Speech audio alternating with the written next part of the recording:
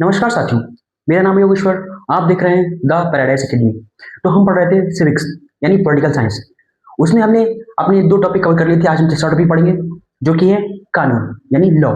ठीक, चलिए।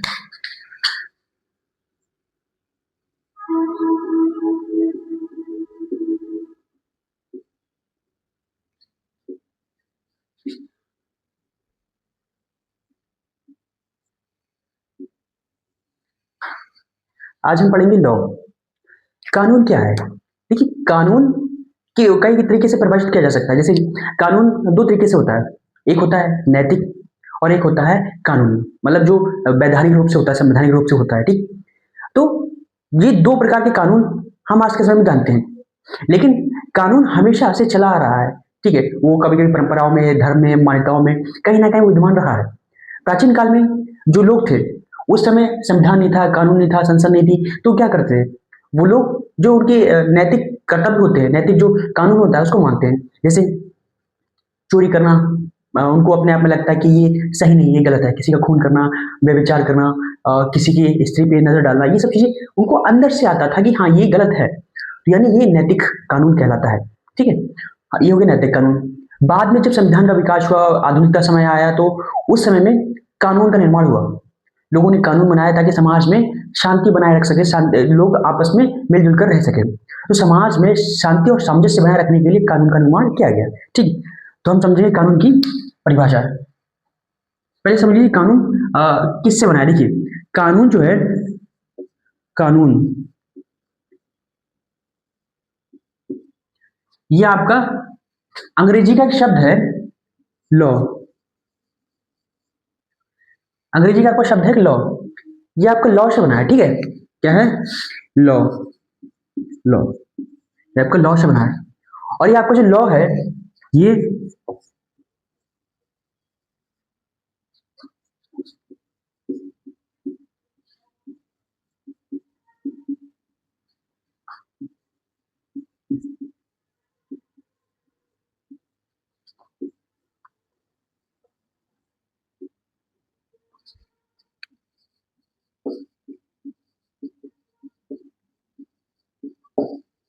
यह आपका कौन सा लैग धातु है?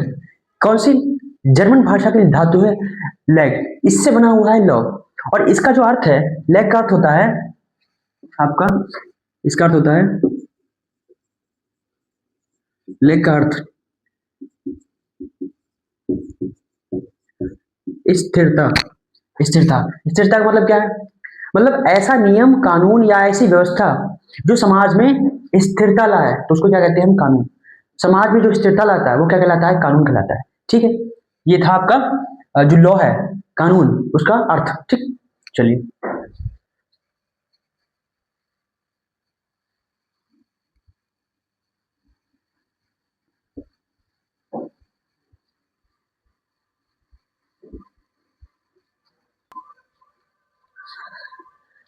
आप समझते हैं इसकी परिभाषा को?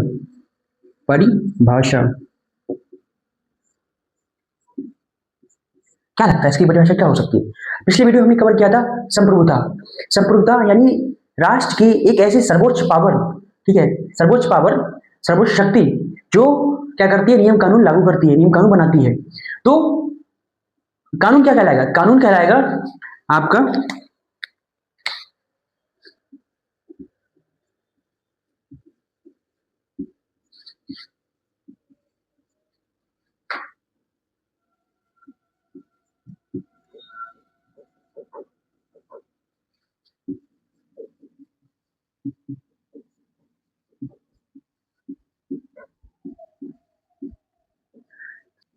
संप्रभु की सर्वोच्च आज्ञा या आदेश। यह आपकी कानून की परिभाषा है। किसके अनुसार? यह आपकी परिभाषा है आस्टिन के अनुसार।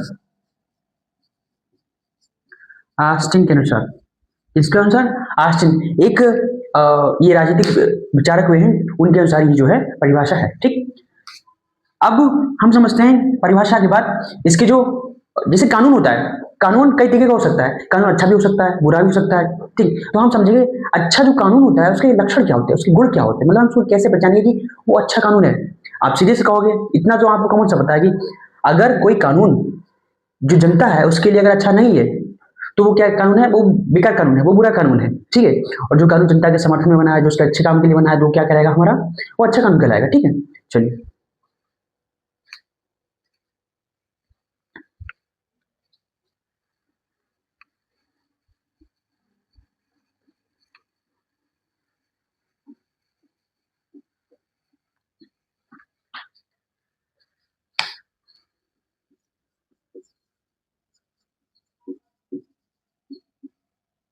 अच्छे कानून की लक्षण,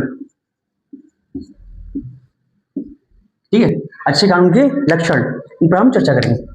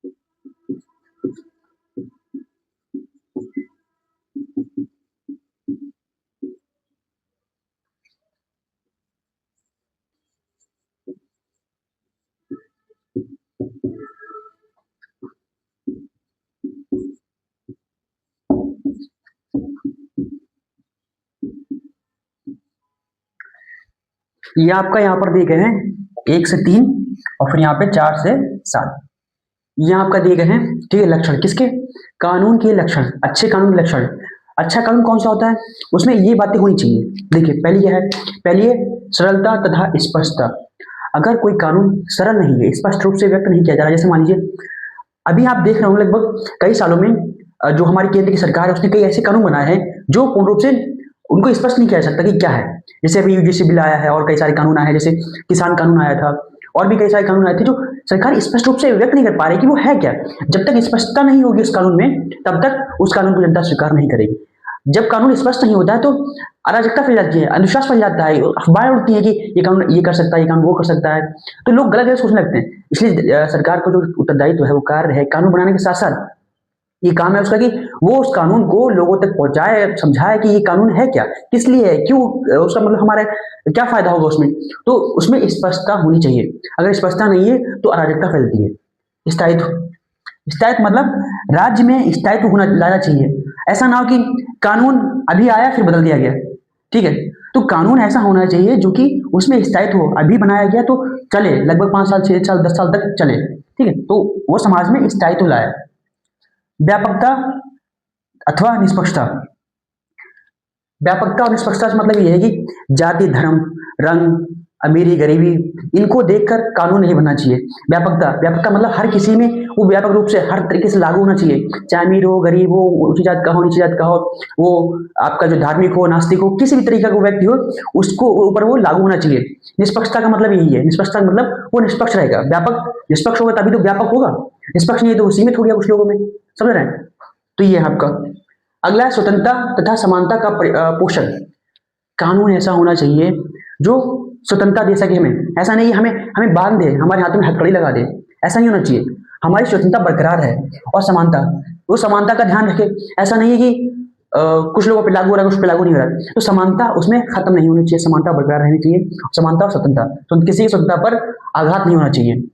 व्यक्तित्व के विकास में सहायक, अगर जो कानून है नागरिक के व्यक्तित्व में विकास नहीं कर रहा है, उसमें योगदान नहीं कर रहा, उसमें सहायता नहीं कर रहा है, तो कानून किस कागज का?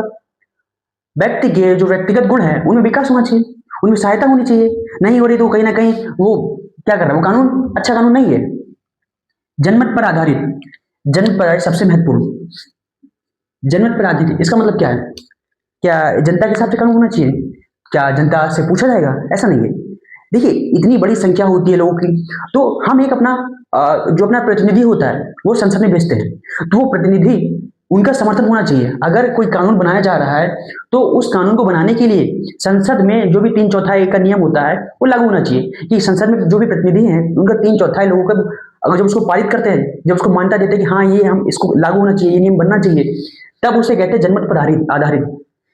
जनता द्वारा, जनता के जो प्रतिनिधि हैं वो उसको स्वीकृति देंगे, तभी माना जाए कि वो कानून है, वरना वो जनमत पर आधारित जो कानून नहीं है वो अच्छा कानून के अंतर्गत नहीं आता है। ठीक।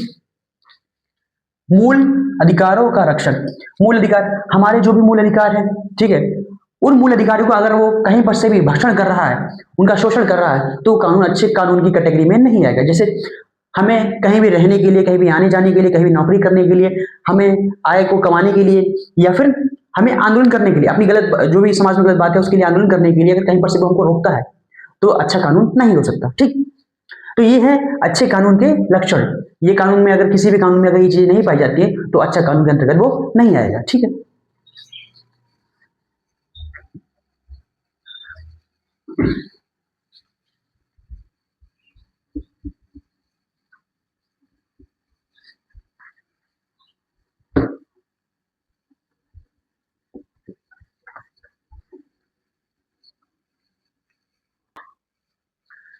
अब हम पढ़ेंगे कानून के प्रकार। कानून कई प्रकार के होते हैं ना, तो हम उस पर चर्चा करेंगे।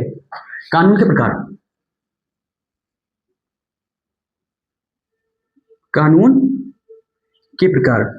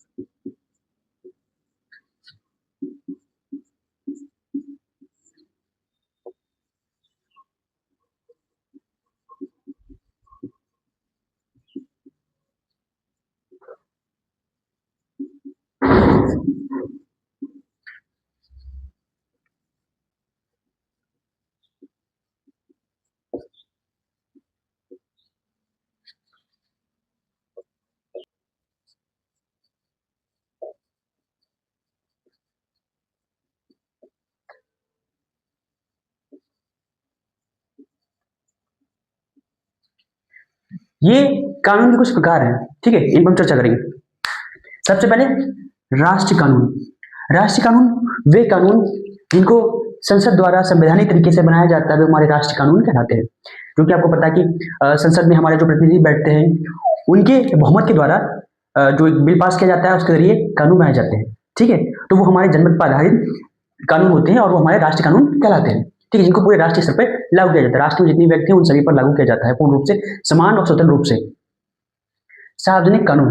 सार्वजनिक कानून, सार्वजनिक कानून के अंतर्गत आपके जो भी फौजदारी के अंतर्गत जितने भी मुकदमे होते हैं वो सारे सुलझाए जाते हैं, और जो जैसे चोरी डकैती ये सारी चीजें, और जो राज्य है और नागरिक इन दोनों को परिभाषित करता है जो सार्वजनिक कानून होता है। ठीक है, मतलब जितने फौजदारी हैं आपके, जितने भी चोरी डकैती साधारण जो केसेस होते हैं उन पर ये वाला कानून काम करता है। ठीक, इसलिए सार्वजनिक लिखा हुआ है। व्यक्तिगत कानून। व्यक्तिगत कानून वे कानून होते हैं जो एक व्यक्ति से दूसरे व्यक्ति को परिभाषित करते हैं। जैसे अगर कोई व्यक्ति संपत्ति ले रहा है, खरीद रहा है, बेच रहा है, वो सभी व्यक्तिगत कानून के अंतर्गत आएंगे। इसके साथ ही साथ ऋण लेना, ऋण को चुकाना, ये सारी चीजें भी आपकी व्यक्तिगत कानून के अंतर्गत आएंगी। ठीक है, सबसे अंतिम है प्रशासकीय कानून। प्रशासकीय कानून क्या होता है?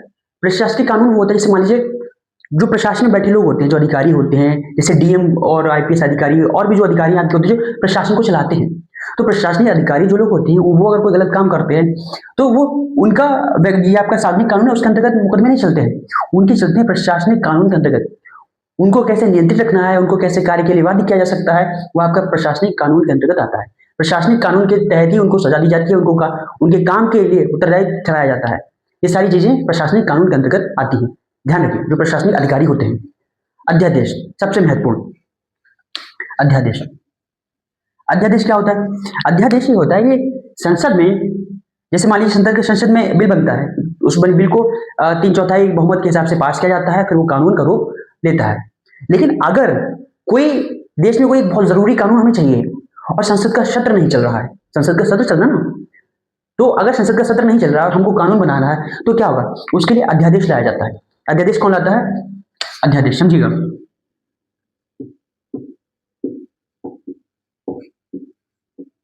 अध्यादेश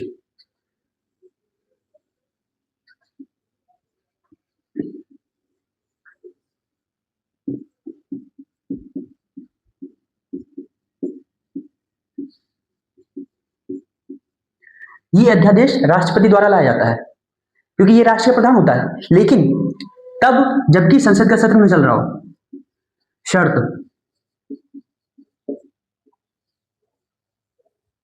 संसद सत्र ना हो।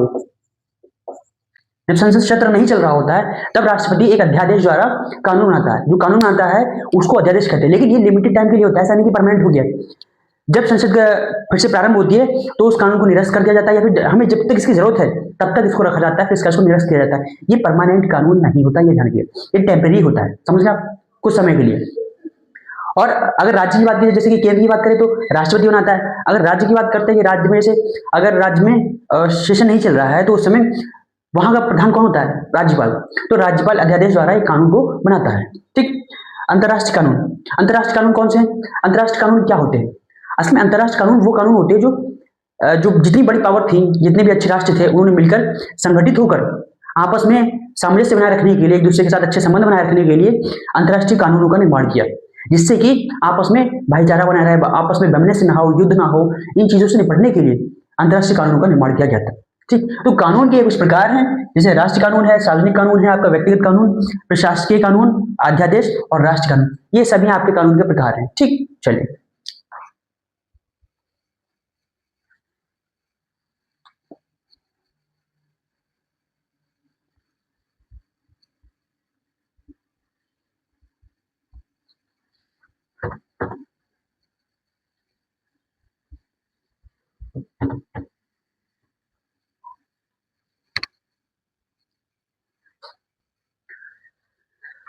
अब हम पढ़ेंगे कानून के स्रोत। कानून के स्रोत, कानून के प्रकार तो हमने पढ़ लिए, किस किस प्रकार के कानून होते हैं, लेकिन कानून के स्रोत, कानून कहाँ कहाँ से हमको मिलता है, कानून कहाँ कहाँ से आया है, ठीक है, उसके स्रोत देखिए।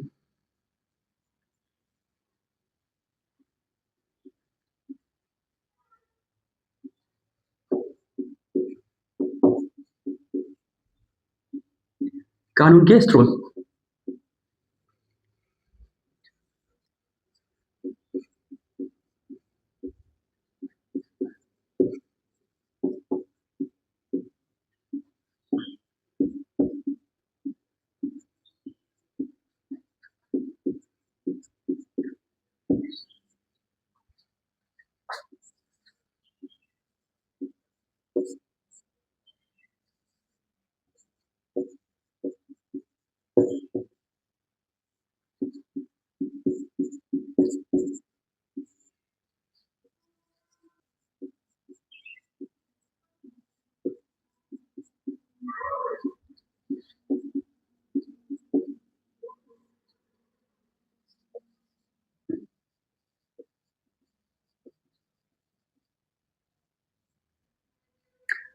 कानून के कुछ ये प्रकार हैं, ठीक है, सॉरी स्रोत है। इन स्रोतों पर हम चर्चा करेंगे, कानून कहाँ कहाँ से हमको मिलता है, कानून कहाँ कहाँ से आया है, कहाँ कहाँ से बना है। ठीक है, तो सबसे पहले रीति रिवाज तथा परंपराएं। प्राचीन काल में जबकि समाज में कानून नहीं हुआ करता था, क्या बोलते हैं, संविधान नहीं हुआ करता था, तो जो इंसान थे वो रीति रिवाजों के अंतर्गत कुछ कानून उन्होंने बना लिए कि ये सही है, ये गलत है। वो नैतिकता पर आधारित थे, ठीक है, लेकिन वो आगे चल के हमारे जो वर्तमान कानून हैं उन कानूनों को कहीं ना कहीं प्रभावित किए हैं। तो उस समय में जबकि संविधान नहीं था, उस समय जो व्यवस्थापन नहीं था, व्यवस्थापिका नहीं थी, उस समय संसद नहीं थी, उस समय में रीति रिवाज जो थे और जो परंपराएं थी वो लोग मानते गए, उनको उन्होंने अपने हिसाब से स्थापित किया और आगे तक चलता गया। उसके उस समय लिखित संविधान था नहीं, लेकिन कानून भी नहीं था, तो वो परंपरा और रीति रिवाज के साथ साथ आगे बढ़ता गया। ठीक, तो रीति रिवाज और कानून, रीति रिवाज और परंपराएं भी कानून का एक स्रोत है। धर्म, धर्म तो आप सभी जानते हैं कि धर्म के नाम पर लोगों को कैसे जो है अनुशासित रखा जाता है, कैसे उनको नियंत्रित रखा जाता है कि अगर तुमने ये कार्य नहीं किया तो तुमको नर्क मिलेगा, अगर तुमने ये कार्य किया तो तुमको स्वर्ग मिलेगा। तो यानी धर्म भी नैतिकता पर आधारित है। धर्म ने कहीं ना कहीं लिखित रूप में और लोगों को बहुत हद तक नियंत्रित रखा, ठीक है, कानून के अंतर्गत, कि उन्होंने एक ऐसी व्यवस्था स्थापित कर दी, एक डर की व्यवस्था स्थापित कर दी कि अगर तुमने ऐसा कार्य किया तो तुमको नरक में जगह मिलेगी। इसलिए धर्म ने लोगों को नियंत्रित रखा, और ये बहुत अच्छी बात रही कि धर्म ने जितना लोगों को नियंत्रित रखा, चाहे डर का माहौल बनाकर रखा गया हो या कैसे भी, कि तुमको स्वर्ग में नरक में ले जाया जाएगा, जो भी फैक्टर्स रहे हो, ठीक, हर धर्म में ऐसा रहता है। तो उस वजह से लोगों ने गलत काम कम किए, ठीक है। तो धर्म ने कहीं ना कहीं हद तक लोगों को नियंत्रित रखा और कानून का एक बहुत बड़ा स्रोत साबित हुआ। न्यायिक निर्णय, न्यायिक निर्णय का मतलब ये होता है, जैसे आपने देखा होगा कई बार कोई कानून, कोई केस आया तो जज साहब उस पर सुनवाई कर रहे थे, और हमारे कानून में, संविधान में, किसी भी देश के संविधान में ऐसा कुछ समझ नहीं आ रहा कि इसका निर्णय कैसे दिया जाए, क्योंकि इस पर कोई कानून ही नहीं है।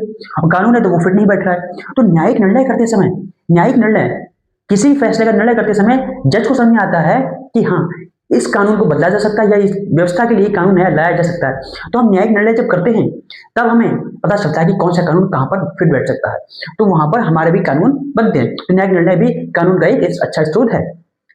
साम्य या औचित्य, साम्य या औचित्य का मतलब ये होता है जब कोई जज होता है, जब वो निर्णय ले रहा होता है, किसी केस पर सुनवाई कर रहा होता है, और उसको उस जो भी फैसला होता है उस पर कहीं ना कहीं कानून के हिसाब से फैसला देना होता है, लेकिन उसके हिसाब से वो कहीं ना कहीं अपने हिसाब से भी थोड़ा देखता है कि वहां पर कैसे फैसला उचित दिया जा सकता है थोड़ा। तो वो उसका खुद का सौम्य या औचित्य, ये जो रूप होता है उसमें कानून का भी निर्माण हो जाता है, इसलिए कानून का एक स्रोत कहलाता है। व्यवस्थापन, व्यवस्थापन का मतलब होता है संसद, हमारी व्यवस्थापिका जो कानून को बनाती है। तो कानून को हमारा कौन बनाता है? हम कुछ प्रतिनिधि भेजते हैं संसद संसद में, वो प्रतिनिधि वहां पर अपना मत देते हैं और कानून को बनाते हैं। तो व्यवस्थापिका का काम है, व्यवस्थापन वही कहलाता है जो कानून को बनाता है।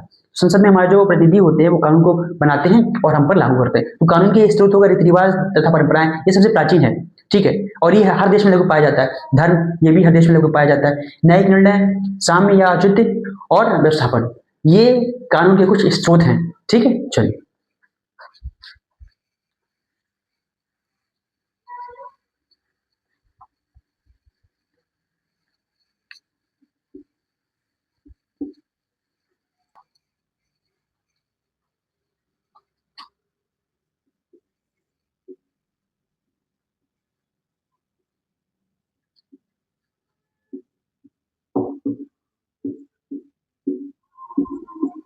कोई भी कानून का पालन क्यों करता है?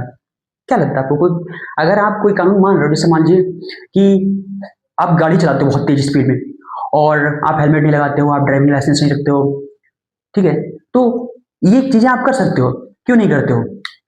ठीक है, इंडिया में आप कर लेते हो बहुत आसानी से, क्योंकि यहाँ पर इतना मौजूद कानून नहीं है। लेकिन अगर किसी और कंट्री में आप जाएंगे, या इंडिया में बहुत से ऐसे कानून हैं जहाँ पर सख्ती बहुत ज्यादा है, तो अगर आप वो काम कर सकते हैं लेकिन नहीं करना कर पा रहे हैं या नहीं करना चाह रहे हैं, क्यों? क्योंकि वहां पर सख्ती है, क्या है? आपको डर है, क्या है? डर। तो पहला कारण क्या हो गया? डर।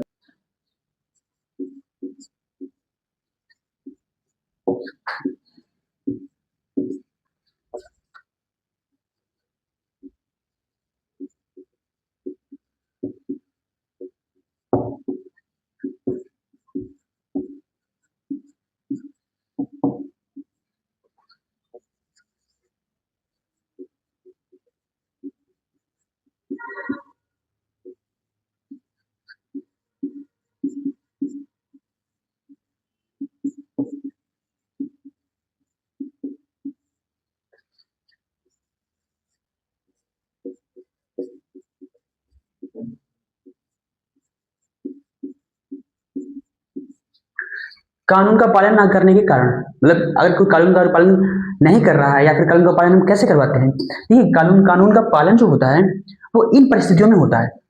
दंड कब है? आप गाड़ी बहुत तेज चलाओगे, आपका 25-26 हज़ार का चालान हो जाएगा, ठीक है, बड़े बड़े चालान होते हैं आज के जमाने में। तो अगर आपने किसी का खून कर दिया तो आपको फांसी हो सकती है और कई तरीके की सजाएं हो सकती है, उम्र कैद हो सकता है। आपने चोरी डकैती की तो भी आपको जेल हो सकती है।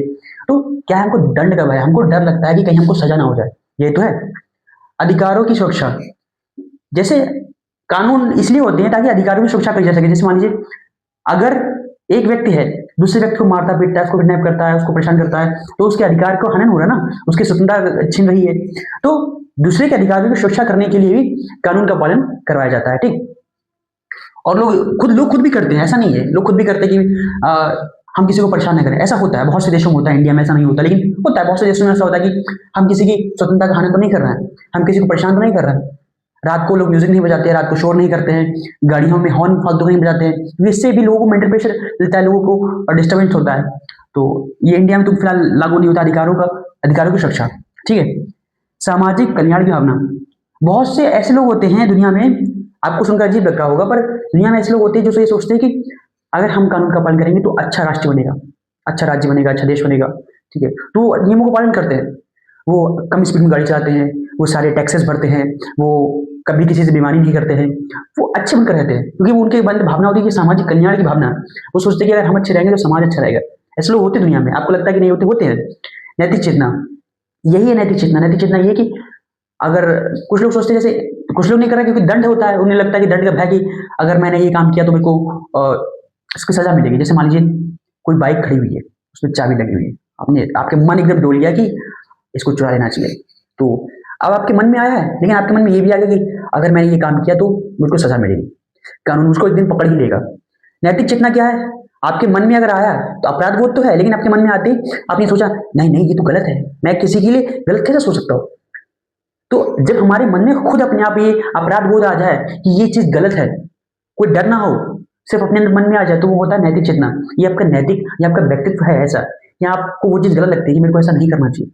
आप किसी को गाली नहीं देते हो, आप किसी के बारे में गलत नहीं सोचते हो, ईर्ष्या नहीं करते हो, लालच नहीं करते हो, द्वेष नहीं है आपके मन में, तो वो आपकी नैतिक चेतना के अंतर्गत आता है। तभी आप कानून का पालन करते हो, आपको डर नहीं है, ठीक है। अब हम जानेंगे कानून का महत्व।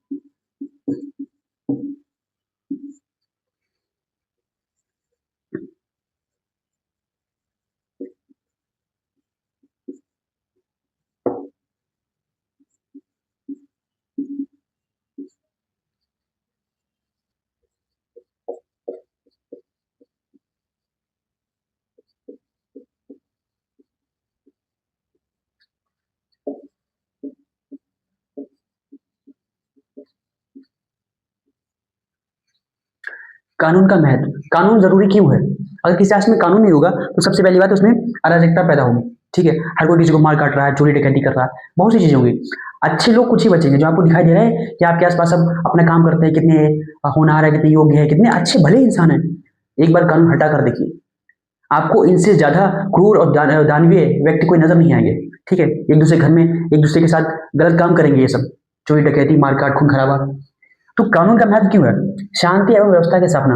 अगर कानून है तो उसकी वजह से शांति बनी हुई है, आप और हम अपने घर में बैठे हुए हैं शांति से, क्योंकि कानून है, लोगों के अंदर डर है। व्यवस्था की स्थापना, कानून है, व्यवस्था है, ठीक है, यहाँ पर हम लोग अपना काम कर पा रहे हैं, शांति से रह पा रहे हैं, क्यों? क्योंकि कानून है। मानव की स्वतंत्रता की रक्षा, मानव स्वतंत्र रूप से, जैसे आप कहीं घूम रहे हो, हर कोई यहाँ पे गर्दन पे चाकू लगा के आपको मार नहीं रहा है, काट नहीं रहा है, आपको लूट नहीं रहा है, क्योंकि आपके स्वतंत्र हैं, आप स्वतंत्र रूप से कहीं भी घूम सकते हैं। आपके मन में ये डर नहीं कि मेरे को कोई मार देगा, मेरे को कोई लूट लेगा।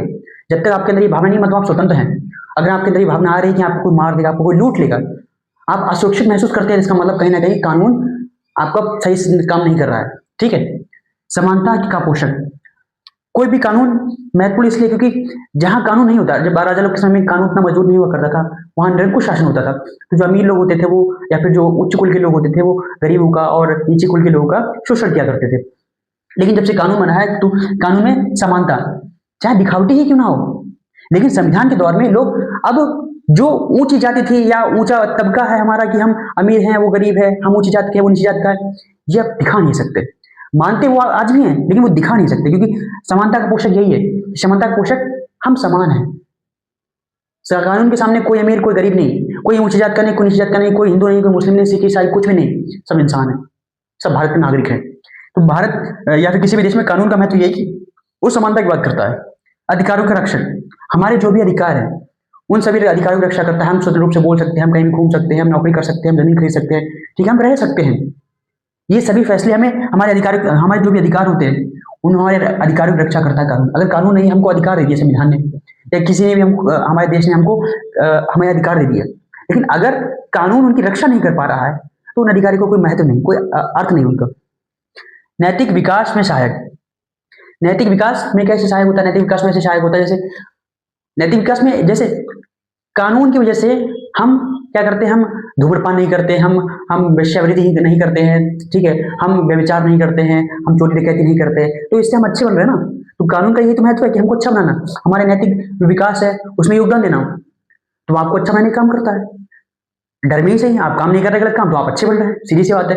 तो कानून का महत्व एक राष्ट्र में बहुत इंपॉर्टेंट है। अगर किसी भी राष्ट्र में कानून कमजोर पड़ेगा तो वहां पर अराजकता फैलेगी। कानून और नैतिकता, लोग ये दोनों ही लगभग समान समझ लेते हैं, पर ऐसा नहीं है, दोनों चीज समान नहीं है, दोनों भिन्न है। कानून राष्ट्र द्वारा बनाया जाता है और लिखित है, निश्चित है, लेकिन नैतिकता भटक सकती है। नैतिक रूप से, जैसे मान लीजिए मैं भला बनने की बात करता हूँ कि मैं बहुत भला इंसान हूँ, और मैं हूँ भी शायद, लेकिन अगर मैंने कहीं ऐसी चीज देख ली जो मेरे मन को भटका रही है तो मैं बुरा इंसान बन गया, तो नैतिकता भटक सकती है। पर कानून में क्या है, कानून में अगर आप भटके आपको सजा मिलेगी, कानून टूटा आपको सजा मिलेगी, लेकिन नैतिकता से आप भटके तो आपको कोई सजा नहीं मिलेगी। ठीक है, तो आज के लिए इतना ही। हमने आज पढ़ा कानून, कानून की जितनी भी चीजें थी सारी हमने सब कुछ पढ़ लिया, उसके स्टोर, उसके प्रकार, उसके जो परिभाषा थी, उसका अर्थ था, उसका महत्व, हर एक चीज हमने पढ़ ली। अगर इससे संबंधित आपको कोई प्रश्न रह गया है, ऐसा कुछ जो आपको समझ में नहीं आया, तो आपने सवाल कमेंट कीजिए। मिलते हैं नेक्स्ट वीडियो में एक अन्य टॉपिक के साथ। आज के लिए इतना, ठीक है, चलिए।